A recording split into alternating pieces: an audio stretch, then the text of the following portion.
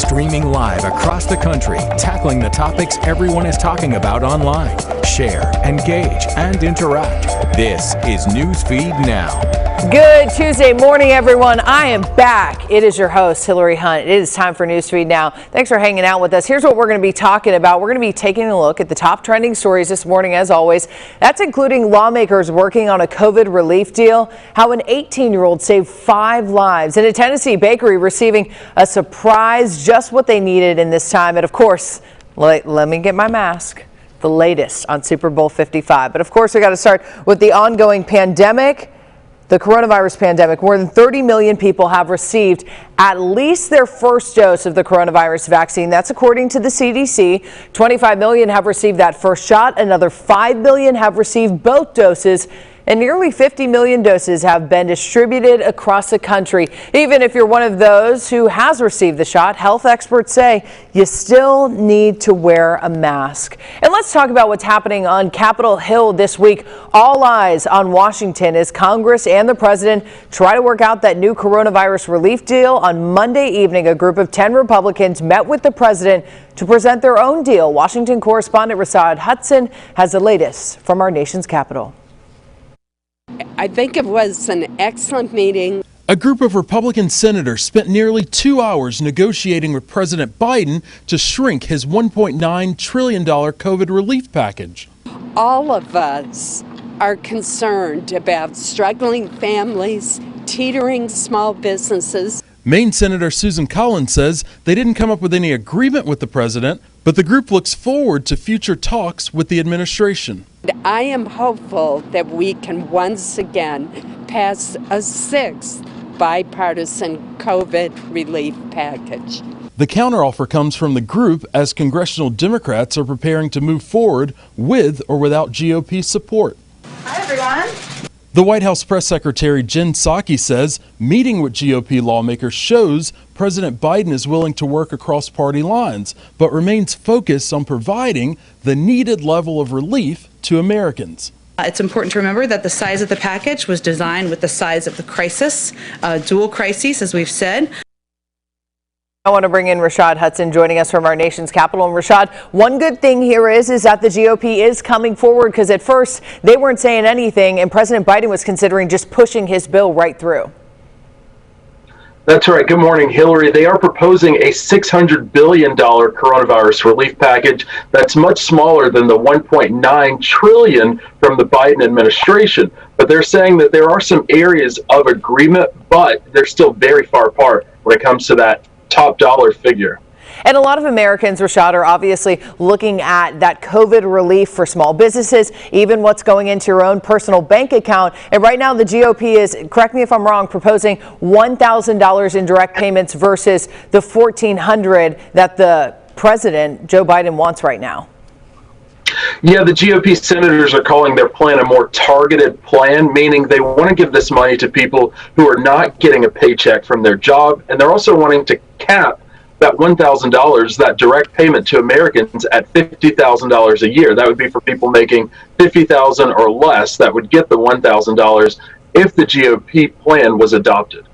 And lastly, I know there's a huge financial difference between what the president's proposing and what this group of 10 GOP lawmakers are saying. But what do you think the biggest difference between the two packages, besides the monetary factor of those big numbers?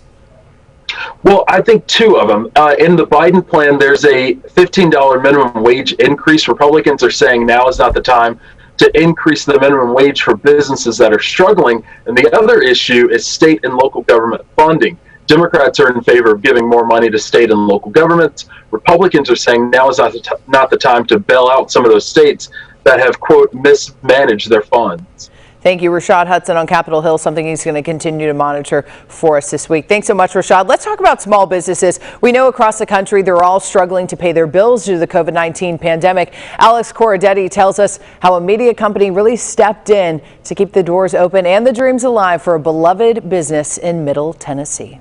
Small businesses across the country are struggling to pay their bills during the pandemic. Barstool owner Dave Portnoy took action, starting an online fundraiser with $500,000 of his own money. I ranted about it, I raved about it, which I'm prone to do. And then somebody's like, hey, buddy, put your money where your mouth is. And I'm like, you know what, you're right. And we started the fund. In less than a month, he's collected nearly $28 million to help small businesses, one of those being Sweet Jordan's Bakery, owned by Tommy St. John in Paris, Tennessee. We have just right at 30 special needs individuals that work here at Sweet Jordan's. Our son, Jordan, who we named the place after, has Down syndrome. He's 30 now. He'll be 31 in May. He's the inspiration for all of this. St. John says they were struggling to make payroll. When COVID hit, it was just really hard to make everything work. And so I was like, into my ropes last week. That's when she got a text from her sister about the Barstool Fund. I literally got on my phone and filled out the application for Barstool Fund. And as St. John was leaving the bank a week later, she got a surprise. And it said video call, and I hit the button and it was Dave. And I just was like, are you kidding me? Because I literally just said, God, I really need you to show up. I can't talk. The money from the fund covered all of their bills. And Portnoy says he's just glad they found them in time. I keep saying, like, no amount is enough. So many businesses need help. She's doing such a great thing. And the fact that nobody had stepped up, government or whatever, before that, it's like, what are we doing here? So I'm glad we found them because there was nobody more deserving than them. The whole tapestry of seeing how God has put all this together and the exact timing of it, it can only be His grace and love. And this place is His. And St. John has a piece of advice for others facing hard times. People want to be helpful and kind and loving and just trust the good intentions in life, and go give to Barstool Fund. Every dollar making all the difference. Story literally gives me chills. We got to bring in Alex Cordetti joining us from Nashville, Tennessee. And Alex, I can't think of a more deserving business. She's also helping people with special needs learn how to develop such an important life skill of working. Right. Yes. Good morning, Hillary, first of all. But exactly. Tommy St. John is such a wonderful woman. And watching that initial call with her and Dave, it was so heartwarming to me because you could tell that this really meant the world to them. And, Dave even took the time to talk to Jordan and Tommy at the same time. And it really made his day as well. So just talking to her, you could tell that this is her mission and she's not going to give up. But this made things a heck of a lot easier for them in such a hard time. Yeah, for her, obviously more than a business, like you said in your story. She started it for her son, named it after her son. And then she employs so many that deserve a job, that want to work. Right, exactly. I mean, she has 30 special needs employees there, and it's just been such a process for them to get through this pandemic. She said the biggest thing that she's been missing right now is that for the public to come in and to meet her employees and, see how they're loving their lives there at the bakery. I know right now they're at over $34 million for the Barstool Fund, and they've helped over 200 businesses so far, just like this bakery. So we have to remember that there are so many other people out there right now who are in the same situation, who need the same amount of help. And this is just one step to doing so. And what's crazy is when you did this story, you put in there 28 million and now you're telling me 34 million. It just shows, how many Americans during this struggling time are willing to donate, willing to give to this fund. Right, exactly. So I'm sorry about that. No alarms going off. But yeah, so many people are giving to this fund. So I'll just toss things back over to you. Perfect. Thanks so much, Alex. And if you guys can give, go give, because check out what it's doing. But from saving a business to saving lives, it's so important. There's, according to the Texas Organ Sharing Alliance, 28 people became organ donors last year in the Rio Grande Valley. One of those donors, an 18-year-old. Zoila Chita Luganitas spoke with the family, who shares how their tragedy became such a blessing for others. When she was a baby, this is Christmas. These are captured moments of Alicia Garza. We, as a family, call our daughter a hero because she's a hero to us. A forever hero who passed away unexpectedly. We got a call that my daughter was shot. And to this day, we don't know what happened. Stepfather Ramon Vargas says his daughter supported organ donation. And although he hasn't met the recipients, he says, my reaction would be give them a hug, because it'd be like hugging my daughter again.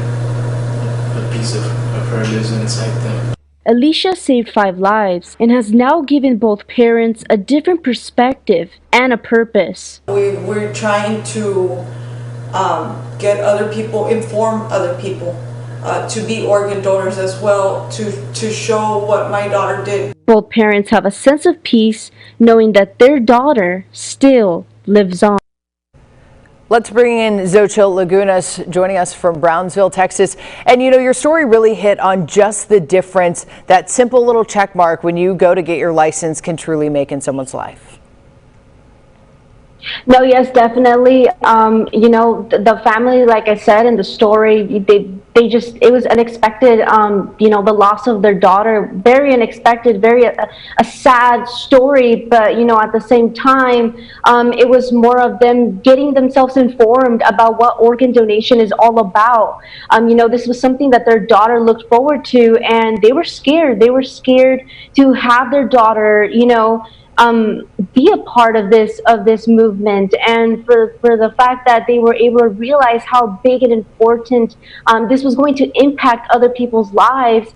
It was just something very I can't even describe how, you know, just the way how they ended up realizing that this was such a big deal to not only, like I said, to her daughter, to their daughter and other people around the Rio Grande Valley, and just in general, it was just very undescribable to even, you know, experience. 5 lives saved just by that one girl. Thanks, Xochitl, joining us out of Brownsville, Texas. Thanks so much for that moving story. And let's move on to sports. Major League Baseball season is close to the first pitch, but the league has proposed a 1-month delay in spring training. The league believes the delay would allow for infection rates to decrease and give more time to get those vaccines out to players. But from baseball to football, football is what everyone's talking about right now. We are just 5 days away from Super Bowl 55, one of the biggest concerns with the Super Bowl was making sure both my Tampa Bay Buccaneers and the Kansas City Chiefs stay healthy to avoid COVID-19 exposures and issues with the virus. The Chiefs have placed 2 players on their COVID reserve list right now. They were added to that list due to close contacts, but both players could be cleared to play in the Super Bowl after passing 3 additional tests and, of course, contact tracing. They are being very careful with this game. But people swarming to my home city, Tampa Bay, for Super Bowl 55. And with the COVID-19 pandemic still going on, many are turning to Tampa's outdoors for their pre-Super Bowl experience. AJ McCord shows us one of those activities. Check it out. All right, we are going to hit the water, staying socially distanced, so take our masks off. Let's go. When we typically on a day like this would expect to see 30 to 50 alligators on our trip.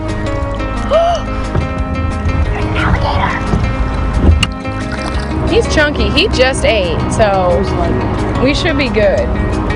They're everywhere. The thing about alligators is that the ones that are hunting are the ones you don't see. They're under the water. The biggest misconception that people have with alligators is just simply that they think that when they're on a canoe or a kayak that they're almost like an hors d'oeuvre on a cracker, right? But the reality of it is with wildlife that they don't see you as, you know, like a person on a boat, right? To them, you're just a weird looking creature. I've never experienced anything like this. This has been the source of life for our community since its beginning. Okay, the gator should be the state bird is what I say. AJ joining us from Tampa, Florida. AJ, really quickly, I know you don't have a lot of time. Talk about what it's like right now with COVID-19 and the Super Bowl. Normally there's all these festivities, but they've made it very COVID friendly and making sure people are staying safe. They definitely have. Everywhere you go in the city of Tampa or in an NFL event, you have to be wearing your mask properly. You have to be doing social distancing. A lot of events have gone virtual. They're encouraging people to check out the local attractions, like going and checking out the Gators or going to some of the open restaurants that have outdoor seating. Perfect. AJ McCord joining us from Tampa, Florida, and also props to Tampa's mayor. She has done, Jane Castro, done a lot to make sure that the Super Bowl still went on and that people can enjoy it at the same time. But let's talk about a young football fan's creativity. It's scoring him a one-of-a-kind gift from his favorite team. Check him out. Obviously, Julian is a diehard Tampa Bay fan. Check out that jersey. He didn't own a jersey, so instead he put sticky notes on a red t-shirt that he designed himself. A picture of that jersey found its way to linebacker Jason Pierre-Paul. The football star sent his biggest fan an even bigger surprise, an official NFL Buccaneers jersey complete with his autograph. Oh, I love that. And the Super Bowl isn't the only thing to get excited about. Dog lovers, that's me. Listen to this, the Puppy Bowl. It's still happening. Team Rough and Team Fluff. Oh, that's a really fluffy one. Will face off for the Lombardi Trophy this year, but obviously due to the coronavirus pandemic, the game will not be shooting at its usual venue in New York City. Instead, the 17th annual Puppy Bowl has been relocated and will be on Animal Planet February 7th at 1. I'm thinking that's Animal Planet, but guys, how cute. That's one of my favorite things about the Super Bowl. Win or lose, it doesn't matter who's playing in the real Super Bowl. That's the winner right there. Okay, in the Northeast, 6 weeks of winter or 6 weeks of spring. Punxsutawney Phil made a prediction that I was not happy about this morning. The seer of seers did in fact see his shadow, which means 6 more weeks of winter. If you're living in Boston, you are not happy about this. Steve's not happy either. Joe Margo has more. I'm here at Gobbler's Knob for a very historic prognostication for Groundhog Day. No real crowds, and I am joined now by AJ and Phil. And Phil, I know you don't like to talk. Are you going to say anything? He talks to me and blinks, I guess. Yeah. He's very interested in Mike. AJ, what does Phil think about the situation right now and the lack of crowds? He definitely misses his faithful followers. There's no doubt about that. I can't understand groundhoggies, but I could tell he was a little lonely looking out across the crowd, hoping everyone everything can get back to normal next year. Yeah, because this is the first time he has not seen a crowd since World War II. That's right. Yeah. That's right. Yeah. And you know, it's snowing out, it's cloudy, but Phil is actually pretty smart. He knew cold was coming, so he really is a prognosticator. He doesn't always go. He tries his hardest to find his shadow or not see his shadow, doesn't he? He does. He leaves no stone unturned. There's no doubt. And what happens to Phil the rest of the year? Well, he does his two favorite pastimes, which would be eat and sleep. Ooh, I have to become Phil. Yeah. Phil, thank you so much for joining us, and thank you so much for still having your Groundhog Day despite the crowds. And we hope that everyone comes on out. How does Phil stay so young? And thank you so much, AJ. Phil stays young by drinking an elixir each summer, and Phil will be back next year with his crowd. Thank you, Phil. Thanks, Jeff. I need to know where to get that elixir. And Joe, I'm mad at Punxsutawney this year. I don't like the cold. Let's talk about some other animals that I'm not mad about. If you think your pet has a face fit for television, like my dog Hudson, you might want to start fitting them with some bunny ears, because Cadbury is accepting applications for its 2021 spokes animal to be featured on its annual Easter bunny commercial. You know, one time there was a lion. Whether you have a cat, a dog, a horse, a lizard, or your Kale Baskin and you have a bunch of tigers, simply just take a picture of your pet wearing those bunny ears, send it to Cadbury. Not only will the winning pet be on TV, but you will also get $5 grand to treat yourself and treat your pet. So, Pat, let's get some pets on there. Thanks so much for joining us for Newsfeed Now. I hope you have a terrific Tuesday. Make sure you join us tomorrow, because we're halfway through the work week on Wednesday. We want you to be back here tomorrow. Top trending stories. We'll see you. Bye.